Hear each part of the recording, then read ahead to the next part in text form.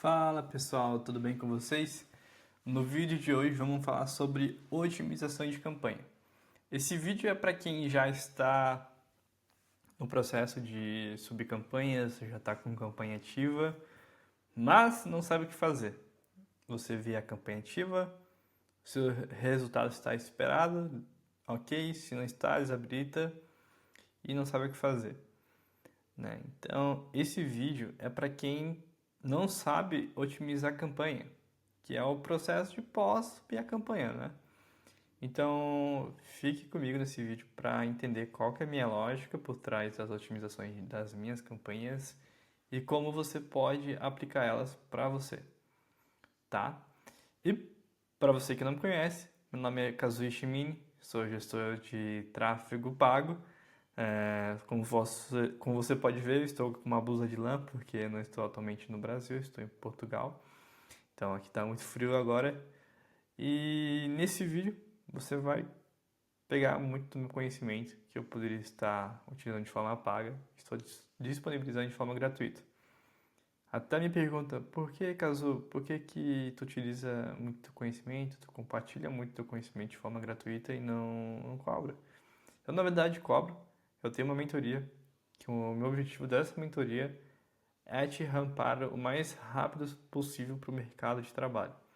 Eu já trabalhei com dois, três profissionais e que hoje eles atuam exatamente só com tráfego pago, por eu assessorar e até inclusive contratei também para atuar comigo.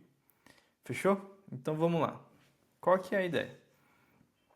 Eu fiz esse vídeo em 6 partes aqui, fique tranquilo que vai ser rápido, que é para explicar qual que é a minha lógica de subir uma campanha até a otimização, né? A análise e otimização. Então, como que eu subo minhas campanhas hoje? Só arrastar aqui. Ó, eu tenho uma definição da lógica de campanha, né? Essa definição é com base no orçamento que eu tenho para poder trabalhar e com isso eu vou determinar o número de campanha de conjuntos e de criativos, tá? Conjuntos, para quem não sabe, é os públicos da campanha. Eu sempre sigo essa lógica que é uma campanha, 5 conjuntos e 5 criativos por conjunto. Então aqui nós estamos falando de 25 criativos sendo trabalhados nessa campanha. Caso, qual normalmente é o orçamento que você atua? Tem empresas que eu atuo com 1.500 diário, tem empresas que eu atuo com 550 reais diário, e isso varia. Quanto menor o orçamento, menor essa proporção de conjuntos de anúncios, principalmente.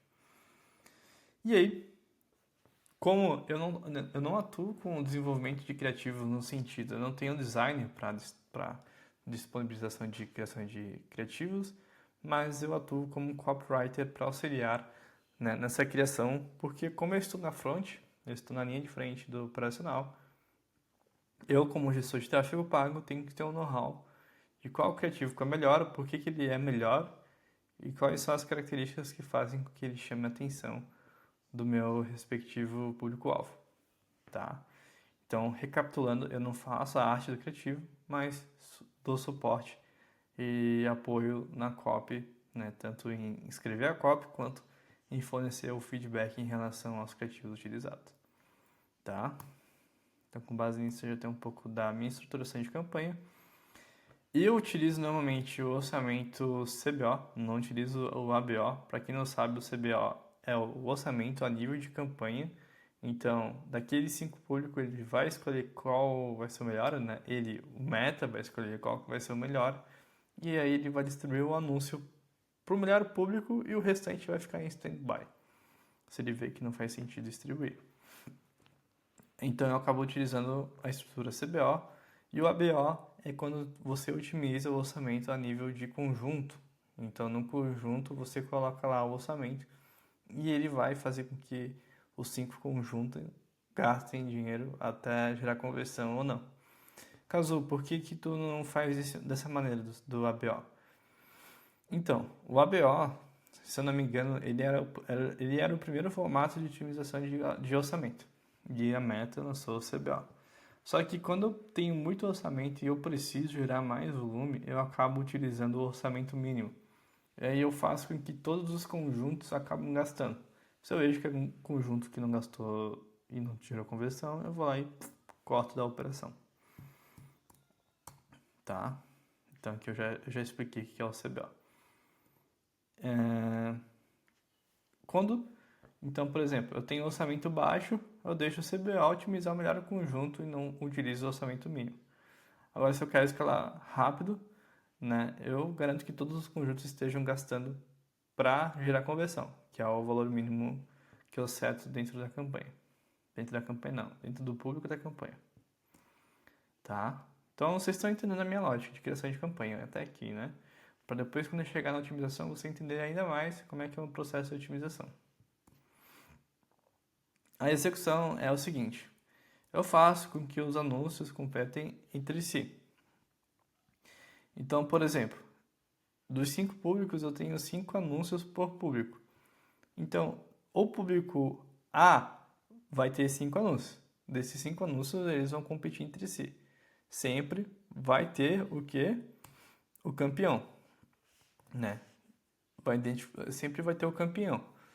E quando os outros anúncios eles não estão competindo, né? Eu faço uma outra otimização, tá? Que é a seguinte: se eu tenho muito orçamento, eu duplico a campanha e nessa nova campanha eu coloco os anúncios que nem sequer gastaram, tá? Em tese, o Meta já escolheu o melhor anúncio, mas como eu sou teimoso, eu ainda quero ver se esses anúncios que não gastaram são bons ou são ruins. Então, por isso que eu duplico a campanha e deixo os anúncios trabalhar isoladamente, tá? E caso não tiver orçamento, tiro o restante e deixo só o melhor rodando. Não tem o que fazer, não tem orçamento, não tem como testar. E claro, tem gente que faz estruturação de campanhas, por exemplo, uma campanha, 5 públicos, um anúncio, e faz 5 campanhas. Existem várias lógicas por trás disso, tá? Mas a minha receita é essa aqui, que é a melhor que tem. E aqui eu não estou explicando o que eu coloco em cada conjunto, mas vai por mim, para mim funciona bastante, principalmente falando de SaaS, tá? E se você chegou até aqui, vamos agora para a análise e otimização, que é a principal parte desse vídeo aqui. Como é que eu faço? Normalmente eu sempre tenho um custo por conversão já definido, lá na base, na ponta do funil. O que é a ponta do funil? É a parte de vendas. Em estruturas maiores, de empresas maiores, com intelecto maior de vendas e de marketing, tem todo o funil já criado por etapas, né? Então, como é que funciona o funil de base até o final? A gente tem o lead qualificado, a gente também tem o lead engajado, mas ele é a par, inclusive eu vou falar sobre o lead engajado, mas vai ficar para outro vídeo. Mas assim, não, você tem o lead qualificado, você tem o SQL, que é o lead qualificado por sales, normalmente quem qualifica é o SDR, e tem um SAL, tá? E por último é vendas, né? Que é o SAL, se não me engano é o sales, não lembro qual que é a sigla do SAL, mas dá um Google aí que você vai saber o que é. Mas normalmente esse é o funil. Claro, depende de empresa para empresa. Tem empresa que tem um funil maior, tem empresa que tem um funil menor, né? Não existe tanta etapa assim. Então, normalmente, a minha meta de custo de uma empresa desse porte, ele não estará só atrelado a marketing, mas sim a comercial. Então, eu tenho um custo de SQL e um custo de MQL, que é o meu principal ponto, né? É claro que o custo do SQL está de acordo com o desenvolvimento do profissional, do SDR, mas no MQL está dentro do pacote do marketing. Então, é esse que eu me atento mais, né? Mas sempre com um olhar ali para SQL também. Então, o meu custo de conversão está atrelado ao SQL e se tu não tem um parâmetro de bom custo de conversão, você faz o seguinte, você sabe que se você selecionar todas as suas campanhas ativas que estão gerando cadastro, você vai ter a média do custo de conversão. Então, tudo que for no gerenciador acima dessa média de custo de conversão é porque tua campanha está ruim e se estiver abaixo é porque tua campanha está bom. Agora, se estiver acima e você ver que faz sentido manter ela ativa ainda, justifique, né? Se ela é uma campanha de captação, justifique a qualidade desse contato para ver se lá na ponta do MQL ele não está prejudicando. Se não está prejudicando, beleza. Tu tem uma campanha que está com um custo de conversão acima, mas que está te trazendo lead MQL. Agora, se está te prejudicando, corta.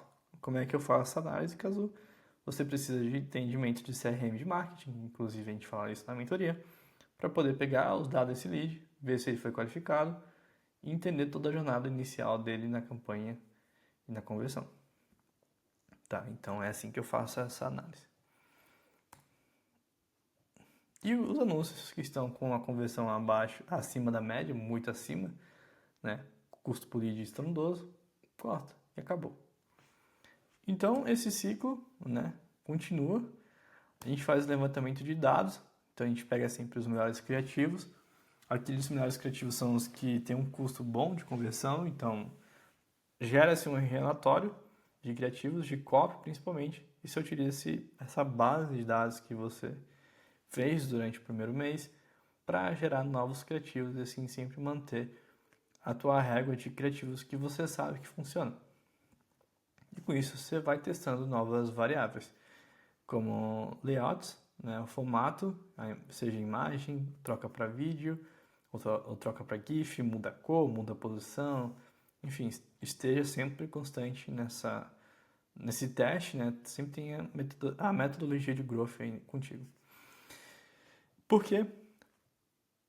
Porque disso é para manter, né, o custo cada vez mais baixo ou nivelado até a média. Porque você sabe que chega em algum momento o teu público ele vai o público ele é escasso, né? Você tem ali uma fonte de público de tráfego direto que ele pode ter um fim ali.